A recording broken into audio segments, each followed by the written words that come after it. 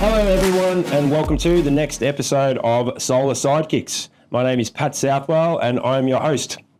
First of all, like normal, we'll do an acknowledgement of the traditional custodians of the land. That's the Turrbal tribe.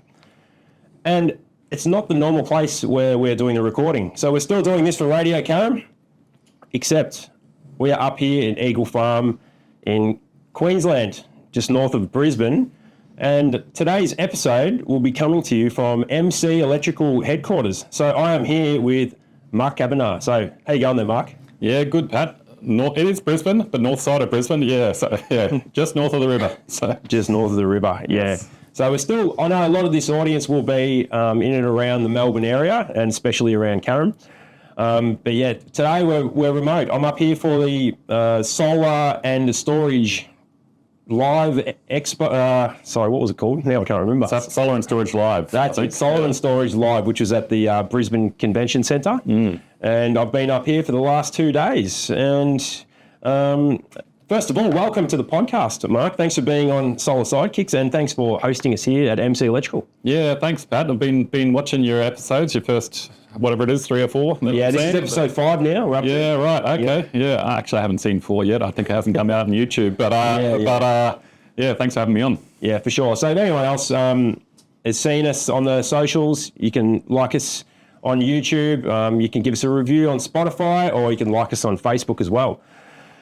So, what do you think so far, Mark, of the conference? You've been up and you had a bit of a look around the last couple of days or yesterday. What did you think? Yeah, no, it was good. I was pretty busy, so I didn't spend the whole time there as much as I would have liked to. So, compared to the 2 conferences, CEC and Smart Energy, Yeah. smaller, but not crazy smaller. No. Like it wasn't some typical little country Brisbane sort of thing. Yeah, for sure. I found it was a similar size to Smart Energy. And Someone said that. I didn't go last year to Smart Energy. Yeah. It's a similar size, and I feel like it's a similar vibe as well. But heaps of people, right? Heaps of people. Yeah, there was a lot of people, a lot of foot traffic. It was good. It's sort of all energy. It's sort of hard to get around to everything in your 2 days. Yeah. Such a massive event down in Melbourne. So I feel like it's a little bit more intimate, these smaller type events. You can get around and actually talk to people and catch up with some people that you haven't seen for a while. And, we're all pretty good at that, doing that in the solar industry. Yeah. No, it is good. It was good for me not to have to fly to Melbourne. Yeah. Instead, just drive 15 minutes in the city or catch a neighbour in there or whatever it is, and so bring it back, I reckon. So we want more of this. Yeah, well, it looks like they've booked one in for next year. I think it's going to be in late March. So the timing's a little bit different. I learned that on your other podcast. Yeah. So yeah, perfect. Yeah. So hopefully, I mean, I think it's been quite good. It's been good to see everyone again. There's some of the sessions have been quite good and quite informative. Yeah. I took a roving mic around a couple of times, which we'll cut to some of that later.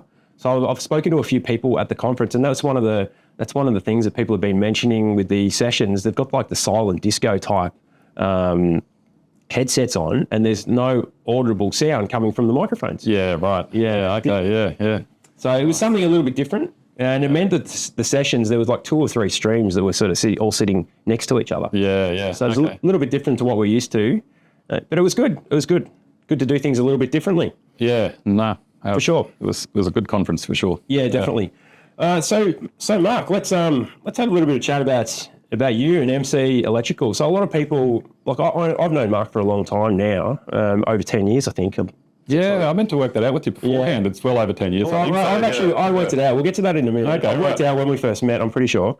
So I've known you in the industry for a long time. A lot of people out, like the audience who are going to be watching or listening to this, are going to be from Melbourne or Victoria. I know we're starting to branch out a little bit to interstate. But a lot of other people wouldn't know who you are. So you started an electrical contracting business. Yes. In the northern suburbs of Brisbane. Is this where you started, in Eagle Farm? Yeah. Well, no. So we started underneath their house at Banyo. Yeah, right. Where's that? How far away? It's just 15 minutes north of here. Yeah. So, and then moved to another underneath their house. So, we started in the 3rd bedroom, then got another house, started under the house, and then just kept on expanding. But our first office was in this complex. Yeah, okay. So, yeah, it's all been around this area. and started up electrical contracting, yes, but for the purpose of solar. So, Yeah, right. So you started, I think you got your solar ticket around the same time as me. So 2009, is that right? 2009, yeah. Yeah. See, I've actually done my research on you. I've listened to a few other podcasts you've done. And yeah, well, we've been mates for years as well. Right. So I sort of know this stuff. So yeah, 2009. And yeah, you started like a lot of solar installers did. Did you start doing subcontracting work? Is that how you sort of started Yes. things? Yeah. So how'd you find that? Because you don't do any subcontract work now. You sell systems and you install them and you've got teams doing it. How did you find that compared to selling systems? Like you have to cut your teeth on something, right? So I was young, I had no idea. This is right at the beginning of solar. No one had any idea about solar, right? So, sure. And so that was the only way we knew how to get into it, Yeah. And did that for a couple of years. We scaled really quickly, far too quickly for what I was, Why do you say that? Far too quick? Just because? Quality control. Oh, really? Yeah. Is that right? Yeah, like I had 6 teams running around, and actually I think we got up to 8 for a very short period. That sort of 6 was standard for quite a while. And when was that? When was that period of time? So you started 2009, and then when did you get to sort of 6 to 8? When were you around that number? Probably end of 2009, or maybe 2010, I'd say. Yeah, okay. Something like that. So really quickly, really quick. yeah. So it started off me on the tools with, one of my guys is still here working for me, one of my Sparkies. Yep. Me up on the roof, lifting the panels and working out the back of our ute, putting the 6 panels on, but the 160 watt panels would be fine in the back of the old ute. Yeah. You probably wouldn't have even strapped them in, would you? You just no, that's right. Yeah. That's right. Yeah. I mean, like we tried our best, but it was hard because the solar industry was just we didn't know what we didn't know, right? Like there's so many things we've learned along the journey. It's funny when you see guys on Facebook or whatever it is, bag out on installs that happened back then. Oh, yeah, I know. And it's like there was no solar cable. I mean, some people used this 2 separate SDI solar cables, right? Yeah. But we were just chucking, 1.5, maybe 2.5 through the roof. No, it was probably 2.5, So, it was supposed to be 4, wasn't it? I think it was supposed to be 4. Yeah, I don't know. He knew. So no one knew. So, no, that's right. Yeah, it was a different time. There's no doubt about it. It's much more heavily regulated now, and the quality control which you're forced to sort of do in the industry is much better than it used to be back then. Yeah, so you reasonably quickly got off doing subcontracting, started selling your own systems. So you made that transition. And how'd you go with that? Getting sales teams and those sort of things? That was hard. So that first year was really hard. We had made money in subbing, and so it wasn't terrible that we made no money that one year, Yeah. So it was okay, and we'd bought some vehicles and stuff like that. So but it was really hard because I had no idea how to sell. I tried going out and selling myself, and I'm far too technical to sell. I don't care about people. I care about things. Yeah, sure. So I was terrible at it. Finally, actually, we poached Nicole, who still works for us. Yep. I'd asked her a few times, can't come and teach us how to sell, because she was a salesperson for the people that we were installing for. Yep. From the beginning. So I've known her since 2009 or something as well. And finally, she came over, and I knew we could just do it better than anyone. Yep. Like all these, especially back then, it was just everyone was a sales company. They weren't run by electricians. They had no idea what they're doing. They're asking me, and I had no idea as well what we were doing back then. So it was all just really low quality, and I'd worked stuff out by then, and then I thought we can do this so much better, and so much we can do it ethically, and we can make money. We don't have to rip people off. That's great. It's great to hear that story, that you can in the solar industry be ethical, make money, and do the right thing by your customer. You don't just have to race to this bottom number, which everyone, I don't know what the bottom number is, but it's just a really good story to be able to hear that, because you hear so many installation companies say they're struggling with that race to the bottom dollar. So it's good to hear that, you've been able to have a sustainable business for 15 years now, and you haven't been trying to get that cheapest system which is out there. So yeah, and that's what gets you in the end, I think, is going that cheapest system. If you're going to honour your warranties, that just ruins the business. When you've got this massive warranty liability of cheap garbage that you put in. Yeah. So that's what I think we didn't do that well straight off, but as far as inverters go and things like that, but or panels. So we've had issues from the early days of selling our own systems. Yeah. But after that, we kind of quickly cottoned on that not just the balance of system, how we install the system so it's going to last, at least the 10-year install warranty, but the products as well, so that, of course you're going to get failures, but as long as you're not going to get, 30 or 50% failures. Yeah, for sure. That's right. So you mentioned the balance system. Where do you feel like that sits in the scheme of things? Like, I've always sort of said, you could have like the cheapest equipment installed really, really well, and you can have great equipment installed really cheaply. Now, for me, my preference has always been the better the install, obviously, the better. I feel like that makes the best experience for the customer. So do you have a lot of focus on your balancer system sort of side of things? Yeah, massively on that balancer system. And I think that's one of those hidden things. It's not regulated, right? Like you could just go and buy an isolator sort of anywhere or cable sort of anywhere. And it's not really regular. There's no product listing for any of those balancer system items. Yeah, that's right. Yeah, it screws. And are you going to put a Gale saddle in or a zinc saddle? Exactly. No one uses a Gale saddle. Well, we do. We don't use zinc saddles outside. Sure.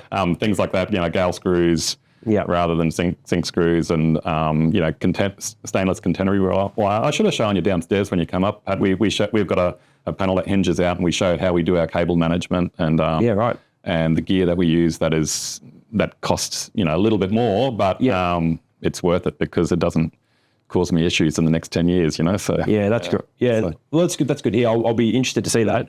Well, let's just go back a little bit. So I'll just talk about the first time I met you, from what I remember. So from what I remember, I'm pretty sure it was 2013, and it was I think it would have been Atra dinner back then. Yes. We went...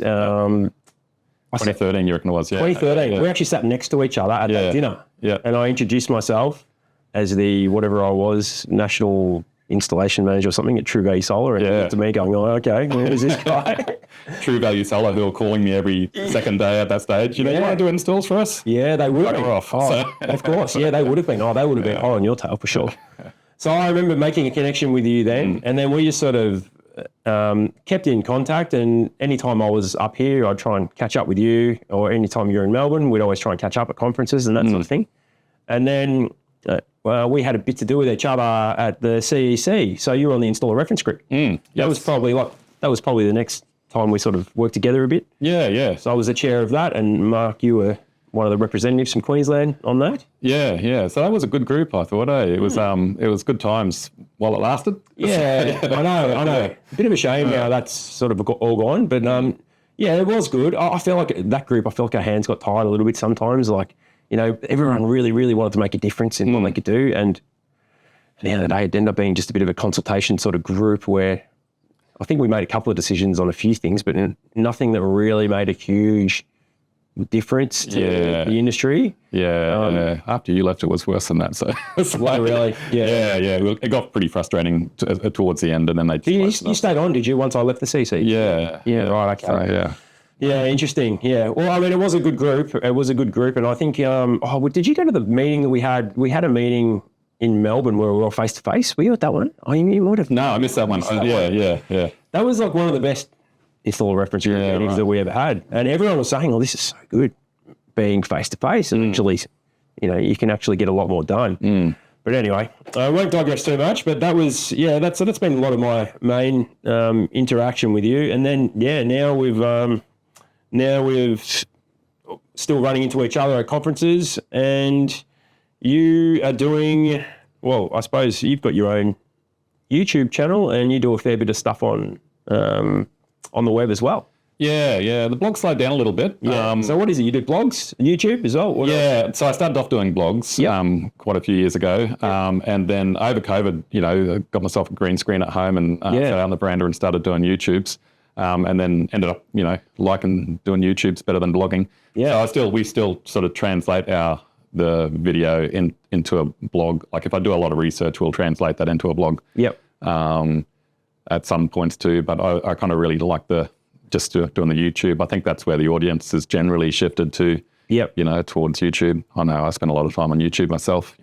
Sure. So give your channel a little bit of a plug. How do we find you on YouTube? Just MC Electrical. MC Electrical. Yeah, the brand. Yeah. Okay, great. No worries. So if anyone's looking to sort of buy solar and have a look at different products, that's sort of, I don't know, would you say that's your wheelhouse? Like you have a look at products and Yeah, so that's what I've always tried to do on the blog, and then the same on YouTube. It's not just it's not just chat format like this or anything like that. I test products because I want to know which product I bring in. How do I end up settling with Fronius and Tesla and BYD, for example? By the way, that's not a green screen. We actually do have the Fronius inverter here, BYD battery and a Tesla. Yeah, okay.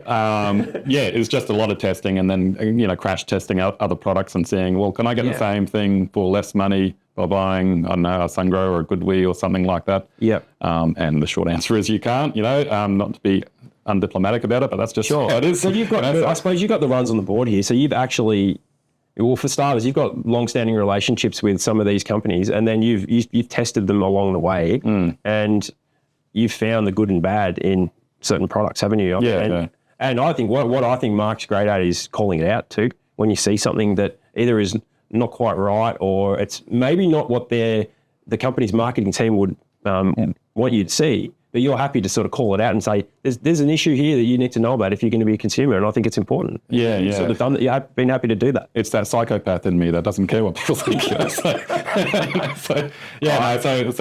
People think I'm a little bit too over the top, but like I'll sit down here and interview someone. And then test a product, and Zappy, I may as well say it because it's also like my tube, You've just done a Zappy. That was a recent one. So that's for people that don't know, that's the charger, the car EV charger. Yeah. So interesting. No, that was we've been talking about this today. I haven't watched the review yet. I intend to do it. But it'll be. I'm looking forward to seeing it, and hopefully something sort of good comes out of it as well. Like maybe it might mean they will change their product, or I don't know what it's going to be. Well, it does, and it is really cool, really satisfying sometimes. Like the feedback Huawei took, for example. Let me tell you about this. This is amazing. Let's tell that story quickly. So you did a review on a Huawei inverter, is that right? Yep. And it was less than. Well, it wasn't that positive, is that right? I mean, I didn't tear it to shreds. Just before I'd done a Solar Edge review, I tore them to shreds. And the legal threats and all that kind of stuff. But Huawei came in and they decided to take a different approach. To instead of legally threatening me, they invited me to go to China and Shenzhen and check out their factory and stuff like that. And sat down and took my feedback, and it was just such a better, more positive way of dealing with the problem. That's amazing. Like, and it's great for you to sort of get enough traction where they're willing to sort of reach out to you and say, we enjoy what you're telling us. May not be exactly what we want to hear, but we're happy to take that feedback on board. That's great, because you see so many reviews where people are just saying, oh, this product's great. We do this many, we sell this many in Germany, or whatever they say. I don't even know what the sales pitch is now because I turn off to it. I'm immune to those type of sales pitches, I suppose. I'd much rather see something like what you're doing. YouTube's an interesting place for that, isn't it? So you can see all sorts of different product reviews that are...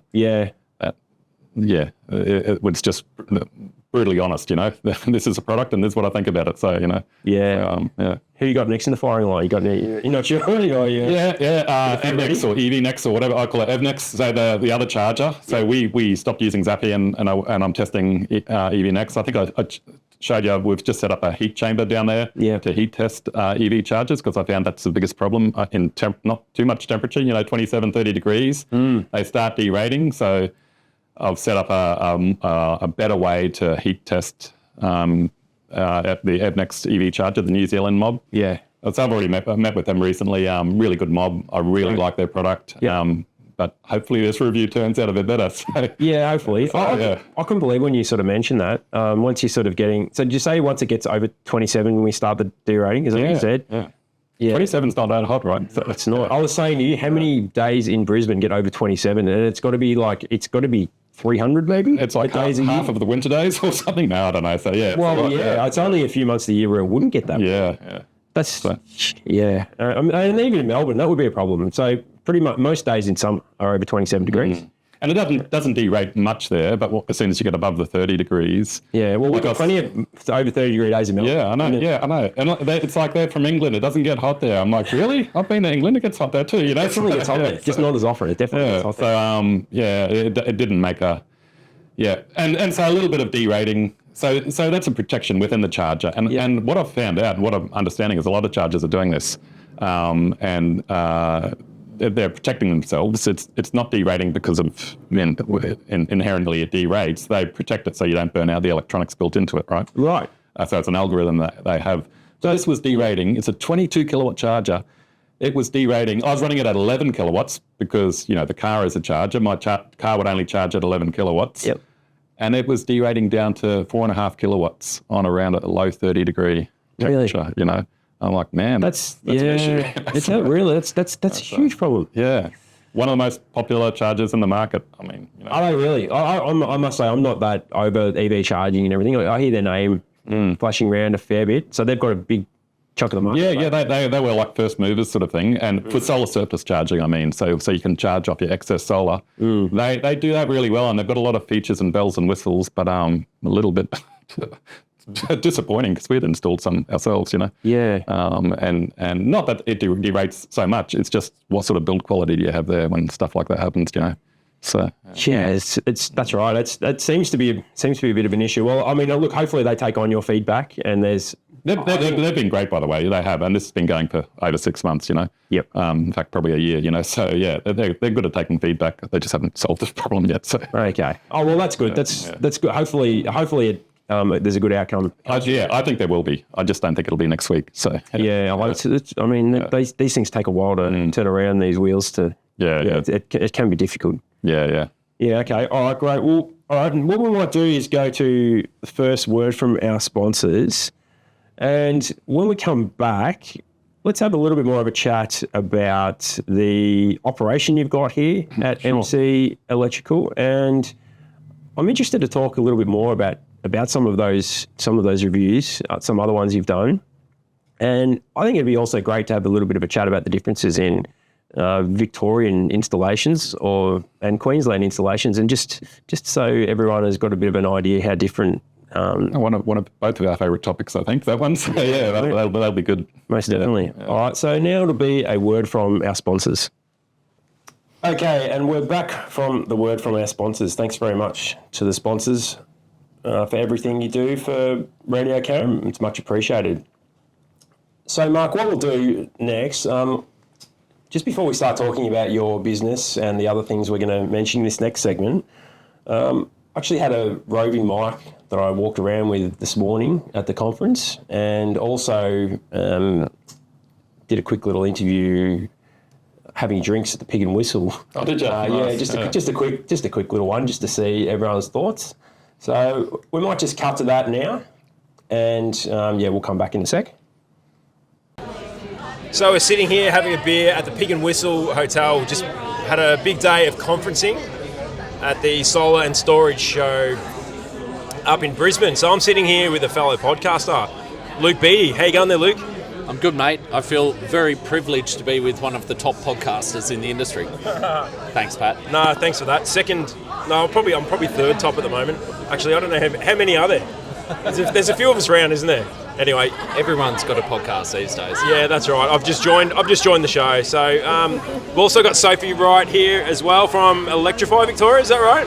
Yeah, that's right. I'm enjoying the Brisbane weather at the moment. Great place for a conference. Yeah, it's pretty nice up here. We're sitting up here. It's getting on to 5 o'clock, and it's still about 22 degrees, something like that. Yeah, it's quite nice actually. So anyone listening in Melbourne, it's probably freezing at the moment. 15 degrees. 15 degrees, yeah. I think that's about right. And we're also sitting here with Adele from My Energy. All right. You want to say g'day, Adele? Hello. All right. Well, we're just all sitting around having a beer and having a bit of a chat about the show. I might start with you, Luke. How have you found the show so far? It's the first time we've had this show on the calendar, actually. It's the first time it's been run in Australia. How do you think it scrubs up so far, first day? I think it was good. There was more foot traffic than what I expected, but I've never had a show that's had so much marketing attached to it. So I've been receiving emails most days, text messages, phone calls, and clearly there's a huge budget to build this show. But I'd say that, the foot traffic was good. It's a decent size, and speaking to some of the exhibitors, they seem to get some value out of it, which is good. But I will note that some of the manufacturers who do have a stand here didn't really send their number one team, so it's the reserves team. I know that some of the manufacturers are over in Perth for SIA conference at the moment, but overall it was a good vibe. Everyone's pretty buzzy, and as with all trade shows, it's just cool to catch up with old friends, people you collaborate with, competitors, and just have a good chat about what's going on in the industry. Yeah, no, that's good. I found that too. It's been a similar size to the Smart Energy Conference in Sydney. But yeah, again, it's been a pretty good vibe around. Everyone's been in a pretty good mood. What have you thought? So have you got any thoughts on the show so far? Smart Energy has been my favourite conference to date because of the size of it. I find All Energy is a little bit too intense and too much to get through, so I love Smart Energy, and I think that this conference in Brisbane is a good size as well. Similar size in terms of the expo to Smart Energy, so you can get around, you can have a chat to everyone, which is really nice. The panel sections and presentations in those areas have been really interesting. There's a whole different vibe with the headsets. Sure is. It's quite weird. Yeah, so you put a headset on and you can actually hear what each presenter is talking about. Yeah.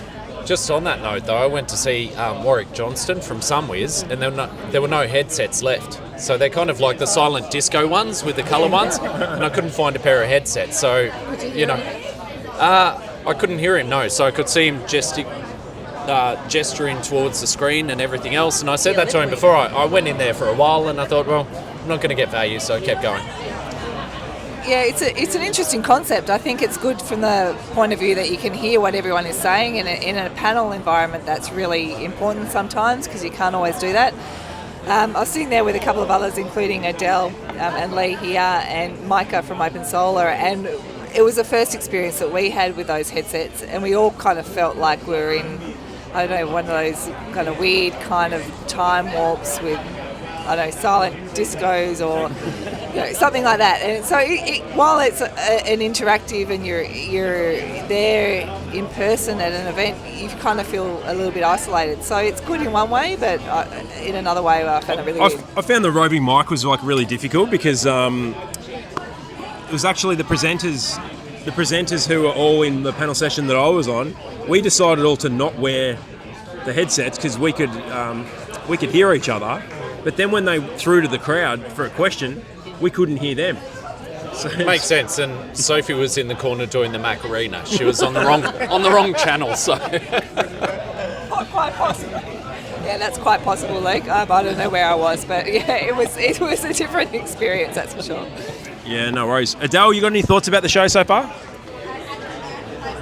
No, not really. Okay. What about Lee? What about you, Lee? You got no, nothing further to add. All right. Well, that's good. So, what are we expecting tomorrow? Much of the same. I reckon it's going to die off a bit tomorrow. What do you reckon? Some of the feedback I've got is that people will come for the first day today, and it's the same old story with trade shows. There needs to be a compelling case for people to take the day off work, not jump on roofs, not sell systems. So I think a lot of the people came down today. Those who couldn't make it today will go, but I think it'll be quieter, but let's see.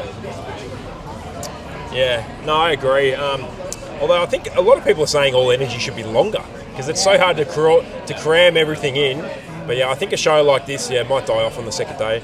But we'll see how it goes. So far, I think it's been a pretty good start. And looks like it'll probably be on the calendar for next year at this stage. A little bit hard to tell. We'll see what comes of it. But I think that's just about it for this chat, isn't it? What do you reckon, everyone? All right. Thank you very much. Thanks, Pat. So I'm doing a bit of a walk around the conference in Brisbane here. Got a couple of celebrities of the solar industry. Got Israel Vogel. G'day, Pat. Good to see you. No worries. Great to see you too. And the one and only Nigel Morris. How you going, Nigel? Good, Pat. How are you? I'm going great, thanks. I'm going good. We'll start with you, Israel. What do you think of the show so far? Been getting a bit of feedback that it's been similar size to Smart Energy. How have you been finding it? Mate, I'm really happy. It's actually met my expectations, and I'm particularly happy because it's in my hometown. So I love seeing all my solar friends descend on Brisbane, Vegas in the sunny Queensland here. Yeah, I'm always seeing you in Sydney or Melbourne. It's good to see you in your hometown. So, and you're speaking in about half an hour or so, aren't you? Is that right? Yeah, absolutely, mate. I am, yep. just discussing the sales professionalism of our industry and how we want to level up. Yeah, absolutely. No, that's great. All right. So Nigel, what about you, mate? You flew up here yesterday, did you? No, day before actually. Had some fun, went out and did some visits and talked about the launch of a new integration that we've done at this show with a couple of partners, and just been kicking around the hall since then. Yeah, right. How you find the vibe of the place? Like, obviously a little bit small at All Energy, but looks like it's got a pretty good place in the industry at the moment. What do you reckon? Yeah, to be honest, I think like everyone, it was a bit of an unknown quantity this show because it's a sort of new one. Numbers yesterday were really, really good. Quality of the visitors was pretty good. Today's a bit quieter, which is pretty typical of most shows, but as a little expo, we needed one in Brisbane, right? That really was like a trade show kind of thing, and I think it's good. Yeah, that's good. Made your way to any sessions? No, just, dancing around the halls as usual. Yeah, no, that's good. What about you? Zero, been many sessions yet? No, but I'm going to convene one shortly, and I'd also like to take the opportunity to give a bit of feedback to Solar and Storage Live. We've scratched their back a little bit. It's been nice. They've done a really good job. It looks nice. And I think where maybe it's a bit more location specific, we always talk about the food and the coffee in Melbourne, so maybe we could just have a bit of a research exercise there and see if we could up the opportunities with good coffee here at the Solar and Storage Live. And water. There's no water anywhere. You've got to buy water. All Energy have got onto that, and all the other big shows. There's water fountains where you can fill your water bottles up. There is. You said you were dancing around the halls. Well, maybe you should do a little less dancing and a bit more looking. If you go out into the foyer alongside the hall, there is actually water fountains out there you can refill your water bottle. Outside the hall. There you go. Well, there's a DJ at the front. That's a bit different, isn't it? It's just been going non-stop too, all day. Yeah, I noticed that yesterday. So it is a bit of a different vibe. Like you can tell they have put some money into it. Yeah, you're right. It would be good to get those things right, like the water fountains. I think we've got one toilet, but it's not a huge event anyway. But that's good. Any feedback at all on the silent disco style sessions? Have you seen that yet? Oh, it looks very sharp, actually. So I'm about to test it out. I'll have feedback for you afterwards, but I gave it a quick tester before speaking, and I think it's going to be cool. Everybody gets to hear clearly. You know what it's like when you're in the back, and also we've got multiple sessions going on here right next door to each other. So imagine that bleed over of audio. You wear headphones? Yeah. Is that what's going on? Yeah, that's right. Yeah, really? Yeah, that's right. You wear headphones, and everyone does. So, and there's no audio that you can hear from the microphones. So they're just talking normally, and it's just coming through the headsets. That's cool. Yeah, it is. Yeah, it's been pretty cool. Yeah. I'm going to give away some lollies if anybody gets up and dances, so we can see it. Well, I've been practicing dancing, so I'll come. Let's make it a real solid disco. All right. Well, just before we sign off, guys. So Israel, are you a superhero or are you a sidekick in the solar industry? Oh, mate, I definitely consider myself a sidekick. I'm a real supporter, is the way that I like to see it. That's why I'm currently in an employed role. I'm supporting, those who are really the forefront of industry and forwarding it. So I like to support, yeah. I'll call myself a sidekick. Okay, that's well answered. What about you, Nigel? I think I know the answer to this, but let's see how humble you are. Definitely a sidekick. The best part about all the years in this industry is I observe, I learn from other people, I watch what other people are doing, listen to what they want in terms of products, listen to what they want in terms of how they're being looked after, so definitely an observer. Very good. All right, thanks for that, guys. All right, so that was everyone's word from the conference. So had a chat to a few people there. You put a camera in front of Nigel Morris, and he's always going to talk for a little bit. So it was really great talking to him. Did you get to catch up with Nigel at all this conference? Did you say only briefly, actually, but yeah. Yeah, no, it's good. So things are happening there, aren't there? But it'll be. Yeah, absolutely. Solar Analytics. Yeah, there seems to be. I can never keep up with what's going on there. They're always releasing a product or doing some launch or some integration with some other device. So I can never keep up. But yeah, always interesting. And he's interesting fellow to speak to. All right. So let's talk a little bit about MC Electrical. First thing I want to ask you about is, you don't have solar anywhere in your name, but you pretty much do just solar. Is that right? Yeah. You thought about this? Like, where? I mean, you've got on your shirt there. Yeah, of course you thought about it. You've got We Know Solar on your shirt, and you got solar panels everywhere and everything. But so the first thing that comes to my mind would be, do you ever find an identity problem or anything like that? Like, do people ever think, oh, is this the guy who does all those reviews and knows about solar? Do you ever?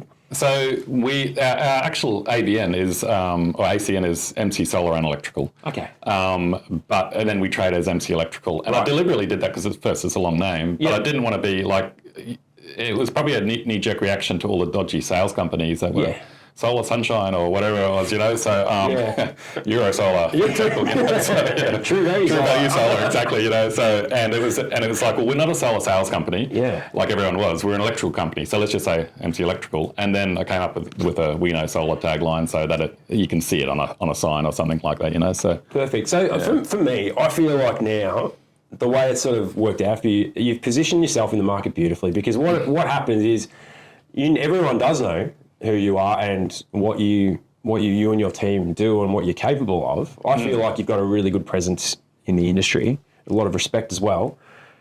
But you've done it without that solar the solar name in your. So for me, you're an electrical contractor. Right? Yes. Yeah. And so you're an electrical contractor first, I suppose, and that's where for me that gives you a lot of credibility. Yeah, that's how I see it anyway. Like I feel like you're not just running a sales team; you're running teams of electricians as well. Yes, and for me, there's a lot of credibility in that. Do you sort of see that as well? That's exactly the message we're trying to get across. Well, it's certainly come across. It's certainly come across that way. You know what's funny though is everyone down trade shows or whatever. People in the industry call me MC Solar all the time. MC Solar. I've got new staff here, and they'll answer the phone. It's MC Solar. I'm like, when there's no MC Solar. There's no such thing, So, but I've started thinking that maybe I should change my name to MC Solar. Get that as a business name too. So more a trademark that, or someone's going to jump in on that. We have actually. Oh, you've done it. That's good. No, that's good. Yeah, because you know what the solar industry is like. There'll be some unscrupulous person thinking about there's all rebates to be done here. Oh, what's a good name? Oh, MC Solar. This guy. We can say we're like this guy, but not really. Yeah. We've had a few of those around, and that we've had to send letters to. Yes. Really? Yeah. So quite interesting. Yeah. Quite interesting. All right. So your team, what sort of rough numbers you got teams of? How many teams you got roughly at the moment? So we're running four installed teams. That's us being relatively quiet, I guess. We should be sort of running 5, I think. But mainly Brisbane. So you mainly look in Brisbane metropolitan area. Yeah, we mainly focus on 50Ks, the 50K radius. Yep. And then if a past customer has got a job on the Sunshine Coast or Gold Coast or whatever, or if someone calls in, we'll do that, or Toowoomba as well. Yep. But it's basically sort of the 50K radius, Yeah, right. And you don't head below the border? You don't go down to, what do you guys call it? No, is it Mexico? Is that right? Yeah, that's right. We're Mexico down there. Yeah, you're all Mexicans. We're all So we've done a couple of jobs across there, but we've got problems with metering down there, right? Because they've got level 2s that they need to organise. They've got rules down there, not many. No, New South Wales, not many. Okay. More than us. Not many, Well, that's...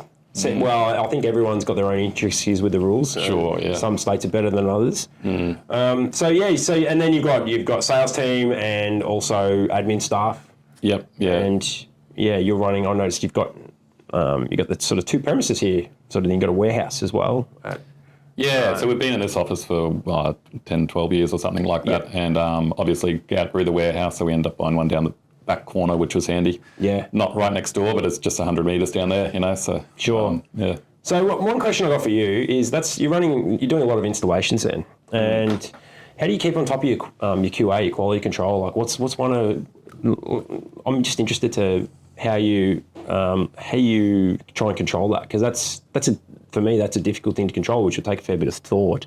Install quality control. Install quality control. Yeah. Right. Like the biggest thing I think that we find helpful now, in the past, you would go out to jobs and inspect them, and stuff like that, or whenever we have to go back to one of our jobs that there's been an issue with, or a Wi-Fi reconnect, we'll get our Sparkies jumping up and giving feedback, Yep. It's nice to see that that's always really high quality, I could tell you one story about an inspection we had in a second, but But toolbox talks is, I think, the biggest thing. So first up in the morning, when everyone comes in and meets at the factory? Last up on a Friday. So, last on a Friday, there you go. Yeah, so the guys love it. So they, we just do an easy job every second Friday. Yep. Guys will come back here, clean out their van, and nice. Toolbox talk, have a few snags, and a few beers, and a game of pool. But it's that good solid hour of sitting down and any issues that they've got if the teams are doing things differently, if someone's found a good idea of how to do it, safety issues, working at heights and all that kind of thing. So. That's interesting. All of the companies I've spoken to who seem to be doing a good job have got a similar type of culture. So right. That's like I say, I've had similar thoughts. Similar feedback when I've asked this question from Total Solar Solutions down in Melbourne, and also Jake Warner at Penrith Solar Centre. He's got a similar sort of thing. I can't remember what he does. I think it might be barbecue breakfast every Friday or something along those lines. And they all just love it. Yeah. And they all sort of spend a bit of social time together as well. And I think at Reece and Christine's factory, they've got a basketball ring and that sort of stuff. So there's a bit more camaraderie between the teams. So do you have that as well, camaraderie between your teams? Oh, yeah, for sure. Yeah. We don't really keep strict teams that much as well, so we mix them around. You can change them a bit? Yeah. So, they're a really good bunch of guys we've got. Like, we'll go out for Christmas party and the wait staff will go, I can't believe how polite your guys are for a bunch of tradies, So it's a really solid team. I think the other bigger thing then, or another massive part of quality control is that we're run by Sparkies, right? So any question goes back to Ryan, who's a really good Sparky. Shane, our service manager, is a really good Sparky. He did his apprenticeship with us and a bit of time on the tools, and then came into the office. So when they're calling the office to have a complaint or whatever it is to talk about an issue, we understand it. We've all been there. We've all installed solar. Yeah. We all have our different strengths. Sometimes they'll call me about stringing or shading or something like that because I've spent countless hours on that. Ryan's better at batteries, and so I think that having the leadership knowing what they're doing, so that going back to the complete opposite of a sales company, So yeah. So, that's good. So that's good to know that the technical people are the ones sort of calling the shots. Is that happening? Is that sort of how it works? Like, it's not just your sales team are not the ones trying to make you, install panels too close to the edge or whatever it's going to be, or no. So and we write extensive manuals for our sales guys too, and they're all very technical people. One of our sales guys is a Sparky. He did his apprenticeship with us. Yep. Nicole's been in the industry as long as I have, and she's an absolute solar nerd. Yep. Yorick is a bit of a genius as well. Yeah. So we've got I met Yorick last year. Yeah, he's quite smart. So all our sales team are really high on the technical aspect, potentially to a fault, in the fact that you reckon that we're not salespeople, So and sometimes I kind of have to say to them, it's okay to sell as well, It's okay to want to sell, but they just hate that idea of sales, They don't want to be called a salesman and stuff like that.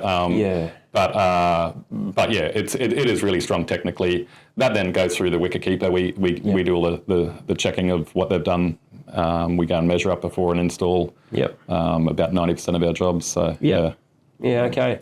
So you don't have anyone else looking over your job. You might get a CER audit every now and then. Is that it? Yes. Where else who else looks at your jobs? Yeah. I mean, you've got your team who, you might do your own QA or whatever it's going to be. Who externally looks at your jobs? Yeah. So basically we hardly ever get a inspection from CER. PSO, do they ever inspect? Yes. Yeah, so no, but yes. So there's that funny story I was alluding to. I think I told you a little bit about it before, is with that Solar Edge story. Can I bring this up? Yeah, right, go for it. Yeah, okay. Hope it's Solar, mate. So it's ages ago. I can't remember, 2017 or something like that, 2019. I don't know.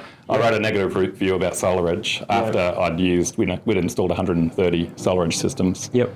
I wrote a blog and they took me to Israel before I published it and tried to convince me not to publish it, and came back and I'm like, no, they can't convince me. I hate this product. It's really dumb, and it fails like nothing else, So I wrote a negative review about it, and then I got all these legal letters, Christmas Eve, the day before Good Friday, like just to stress me out, the typical, bullying tactics.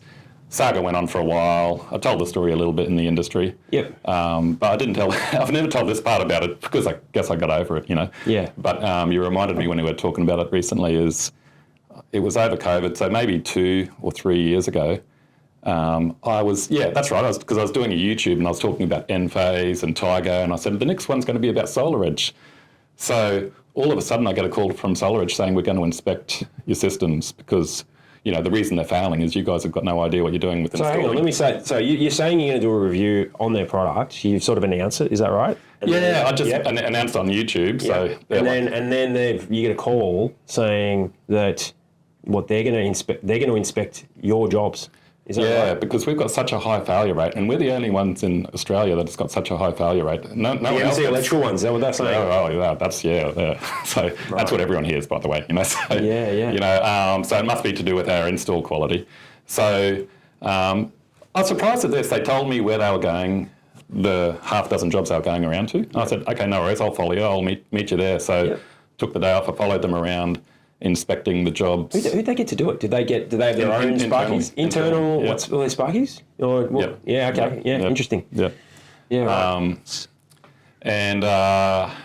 And so, going up, and I was surprised. These jobs were done like in 2015 or 2017, right? Which was a fair while ago. And I thought, as an inspector yourself, you can jump up on any job and inspect and find something wrong, right? Oh, easily. I could find a job. I could easily. Yeah. I know exactly what you're saying. And I don't think our quality was anywhere near it is today. Back in 2015, Yeah. But they went out and all these jobs, and I was there with them. There was very little. There was like inverter clearance. We were 120 mil to 150 mil as per their install manual or something like that, Yeah. And there might have been a couple of loose-ish cables that weren't totally fast. And array cabling or something like that, was it?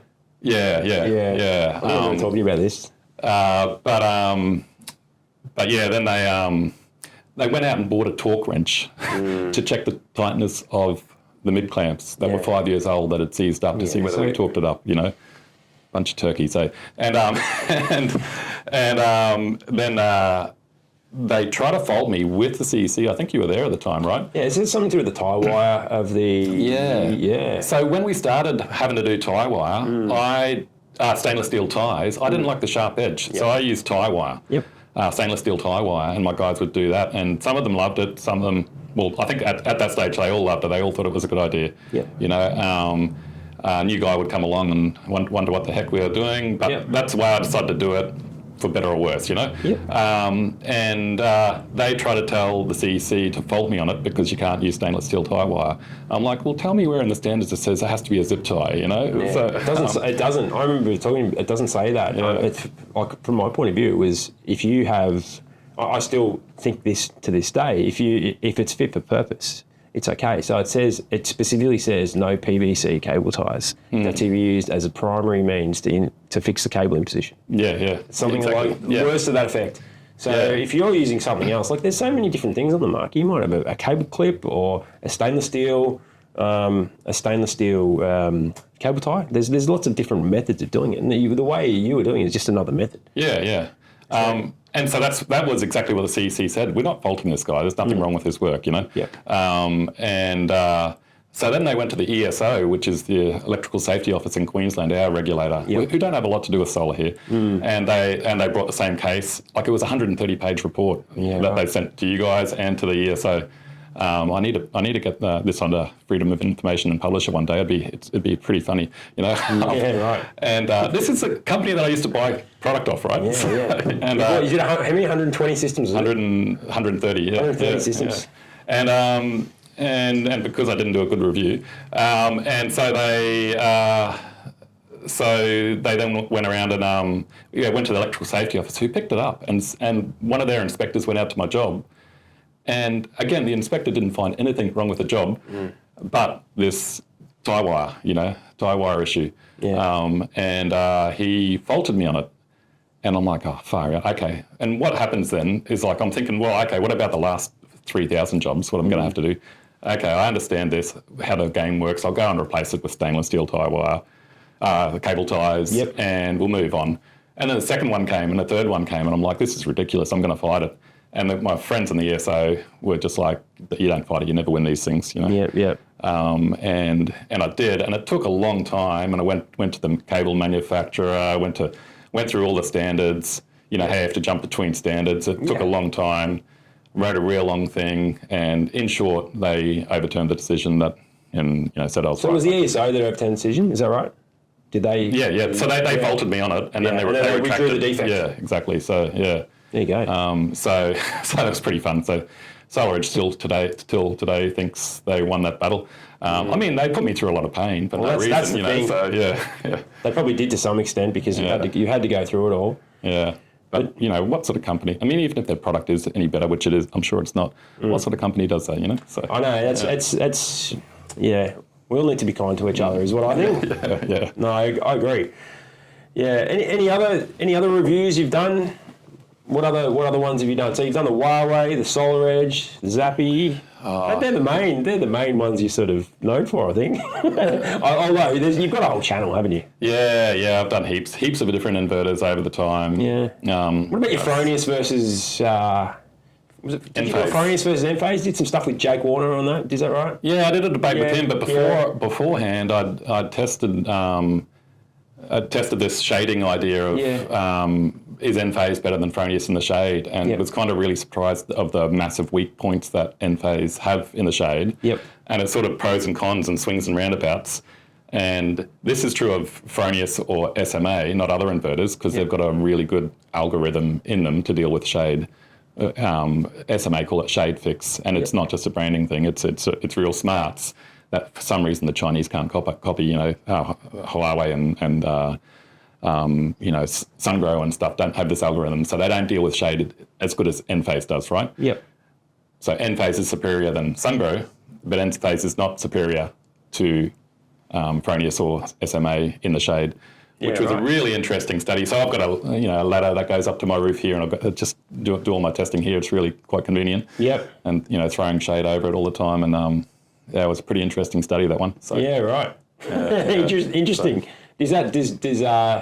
So a conclusion came out of that? Did you get a conclusion? Yeah, conclusion is absolutely that if you show me any roof and you say is Fronius, with the shade, and I could analyse it as much as I want, which one's going to work better, Fronius or Enphase? Most of the times I wouldn't know. I wouldn't tell you, and the difference might be 1 or 2%. Maybe Fronius wins 1%, maybe Enphase wins 1%. So bit of a dead heat. So yeah. So it's that's not where the debate should be. And so then I had a crack at Enphase, and I believe they took all the marketing down because I was doing this in collaboration with Enphase, right? Yeah, right. We've installed.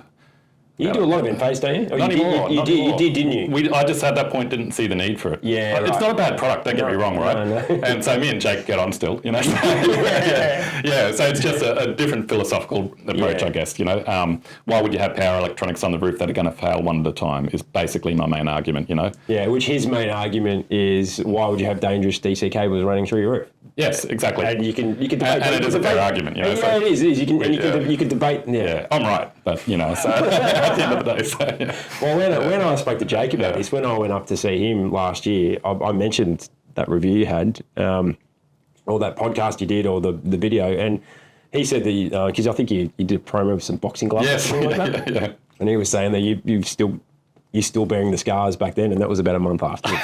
So, yeah, it could be true. It may or may not be true. So, all right. Well, we're going to cut to our next ad break, and when we wrap up, we'll just talk a little bit more about some of the reviews and just what the future holds for the solar industry. So it'll be another word from our sponsors. Okay, and we're back from our break. Thanks again to the sponsors.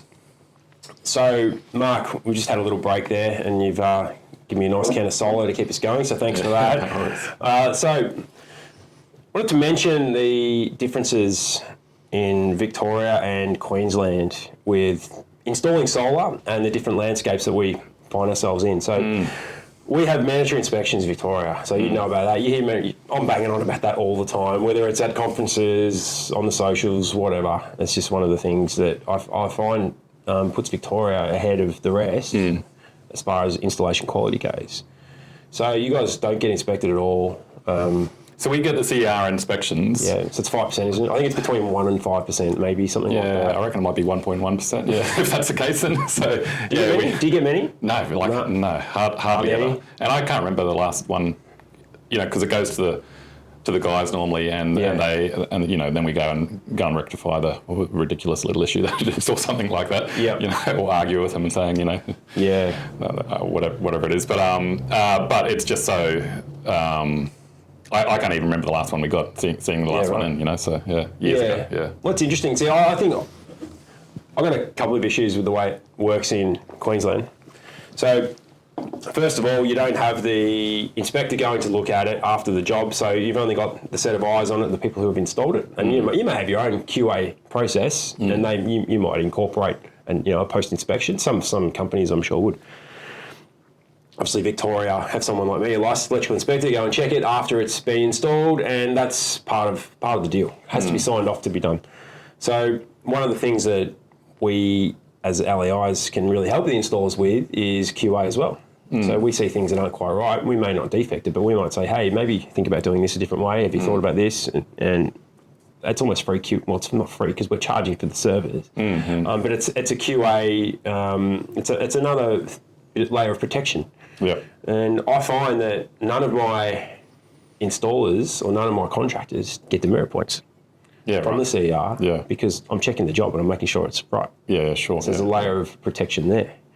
How do you think that would fly in Queensland, a system like that? What do you think? Do you reckon they'd swallow it at the moment, the installers up here? I reckon half of them would be out of business. So, you reckon it's that bad there? I don't know. It's hard to tell. Certainly when we go back to older systems, when I talk saying older, so some dodgy company put it in 3 years ago, and that's an old system. It's failed, so we're replacing it. 3 years isn't very long, is it? Three years. It might not be. Like I might be exaggerating a bit there.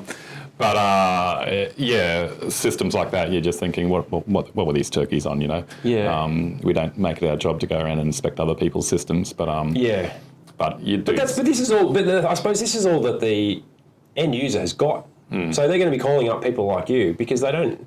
A lot of the time, either the company's either gone bust, right, and they're not there to support their product that they've installed, or they're going to just be ignoring the calls and saying, "Well, we've done the install. What's your problem?" Sort of thing. Do you reckon that's right? Do you reckon that's a fair assumption? Yeah. What do you mean? Sorry. Well, I suppose that they're going to be calling you up. Like for in Victoria, you got that layer of protection where the inspector has to check it. Right? Yeah. Make sure it's right. A lot of the time, if things are going to go wrong, or you're going to have a dodgy install in Queensland, you're not going to find out until things actually start going wrong, or there is a safety issue, and that's when they call you. That's sort of what I'm trying to say. Yeah. Sure. Yeah. No, that's where we do. I had a call actually just last week. Funnily enough, that a customer called up and said, not one of our customers. He said, I'm getting an install done on Monday. I'm wondering if you guys can come and inspect it.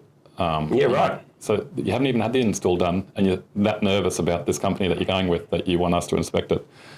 I don't get it. Yeah, but to be fair, that's sort of, I think that's how you're playing up here, because people just don't get inspected. So like when I was fresh out, imagine just getting your contractor's license. You just become a sparky. You think, I'll get into the solar game. You go and do your solar ticket.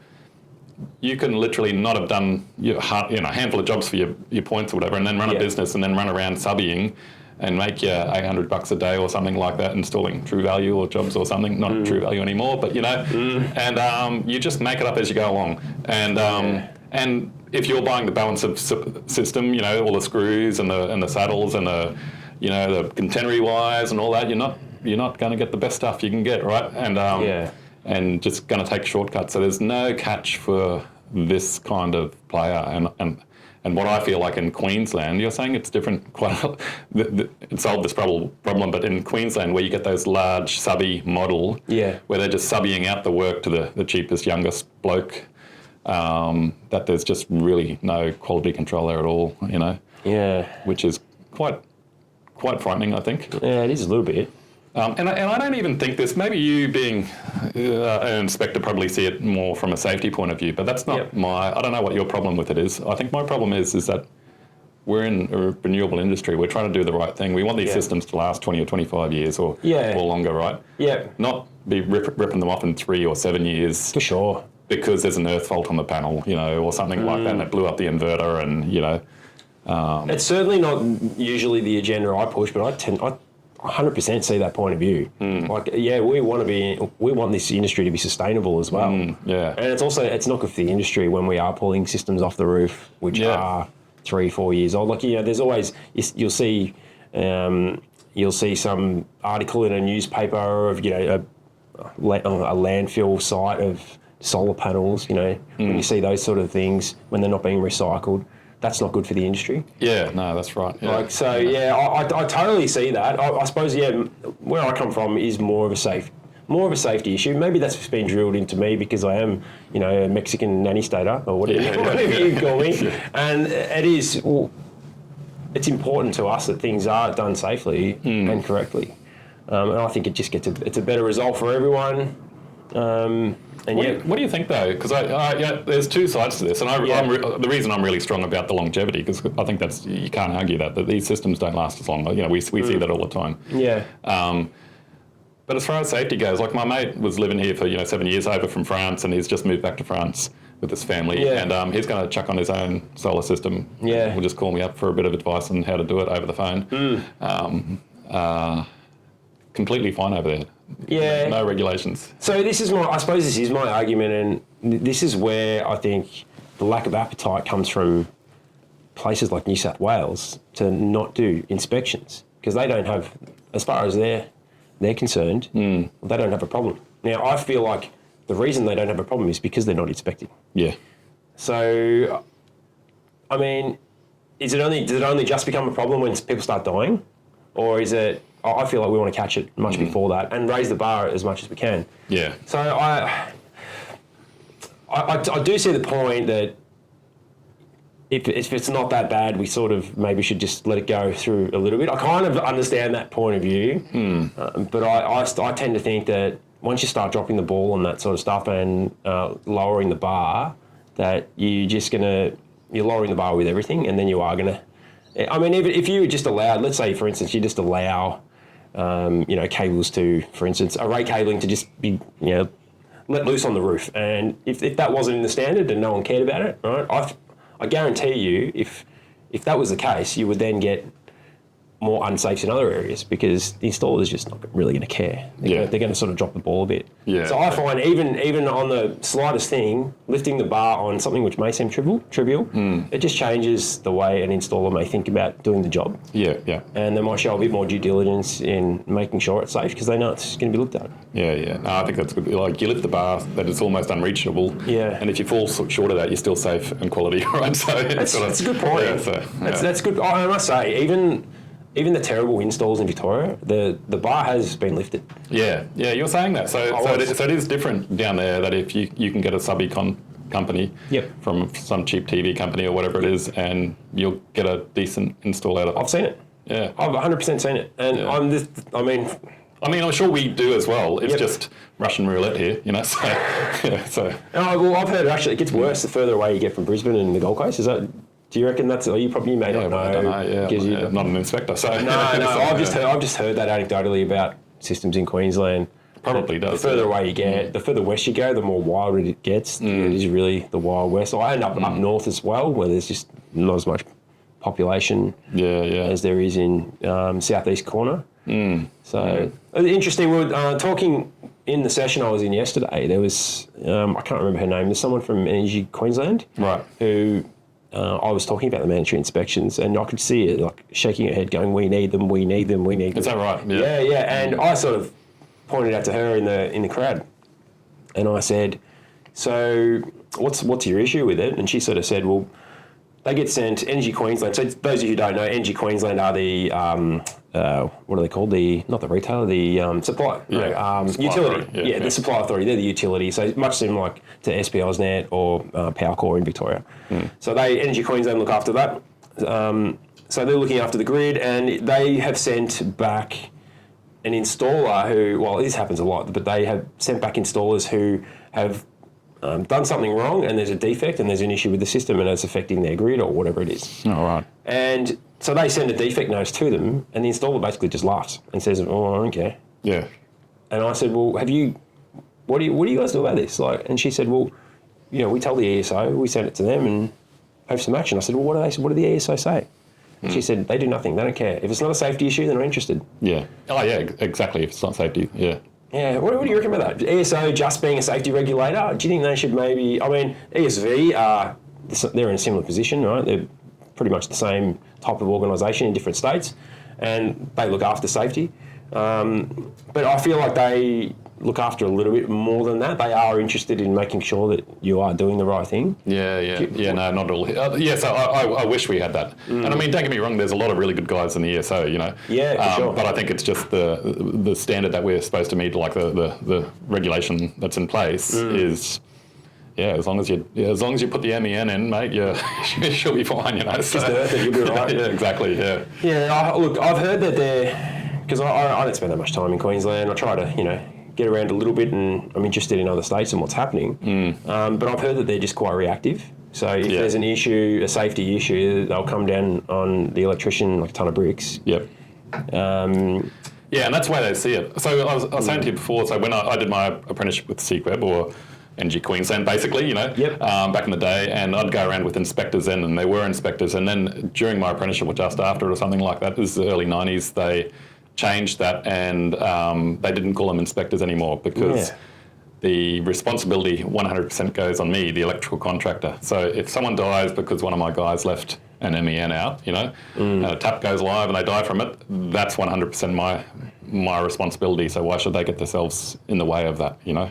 So do you reckon they did that as a protection? No, that's only an opinion, I suppose. Do you reckon that's a protection thing? Just so then they can throw the book at one person and it's not them? Yeah. Why would they get in the way of liability? It makes sense to me, right? So, you know, well, I don't know that we get a safer state out of it, but, you know.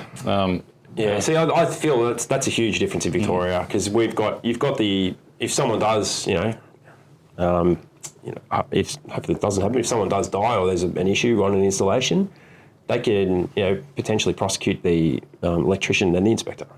If they've missed something. Yeah, sure. And they're seen to be liable, I'm sure they could be prosecuted for that. Yeah. So it's another layer of protection, and I suppose the inspector's going to make sure it's right. They're not going to be wanting to share a jail cell, with their electrician. Yeah.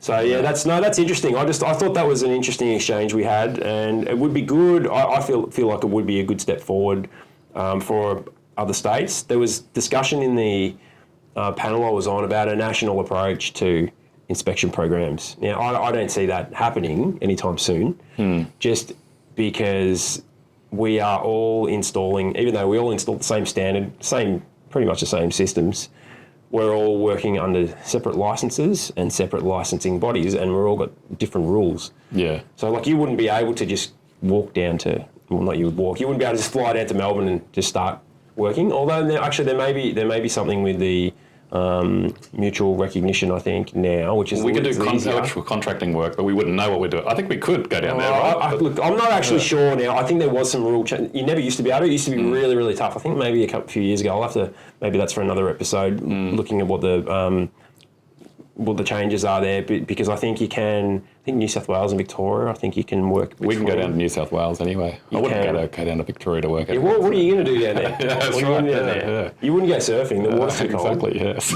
Yeah. Have you got a wetsuit warm enough for Bells Beach? No way. No? Why would you wear a wetsuit? No, we do here. Yes. You'd be wearing a wetsuit and the water's like 23, 24 degrees. Yeah, exactly. Yeah. No, good stuff. All right. Well, I think we're sort of getting towards the end of our discussion, Mark. Do you have any sort of closing thoughts on anything you want to leave us with? No, not really. Except if you're going to go on the push to or voice the idea of having mandatory inspections in Queensland, I'll be behind you. Yeah, great. So it would be great to see somehow. Some level of mandatory inspections in Queensland, I think, for solar. Yeah. Lift the game, make the consumer a lot more confident that, they can get a decent system. So yeah, for sure. That'd be a major benefit for it. Yeah, definitely. All right, good stuff. Well, we're going to wrap up now. So thank you, everyone, for listening. Mark, thanks for hosting us up here. It's been a really good trip. I've got to jump on a plane in a few hours. Yeah. It's been quite an interesting trip up to Brisbane and seeing the show. I finally got to come and see your operation that you've got here, and you've got a nice little setup here as well to do all your all your media. So Yeah. You'll have to set one up in your new house, and I'll come down to your place next time, eh? Yeah, for sure. Yeah, maybe. Yeah, well, hopefully, that's pushing along a little bit now. So I think the roof trusses are maybe going in today or tomorrow. Yeah, so nice. It's getting exciting. Going to have to make a decision about the solar we're going to install. So Yeah. I don't know what we're going to do there, but we'll see what happens. But anyway, Fronius, simple. Fronius. All right. No worries. Okay. Well, that brings us to the end of the episode. So thanks again, Mark, and all the people here at MC Electrical. And we'll hear from you next time on the next episode of Solar Sidekicks. Thank you.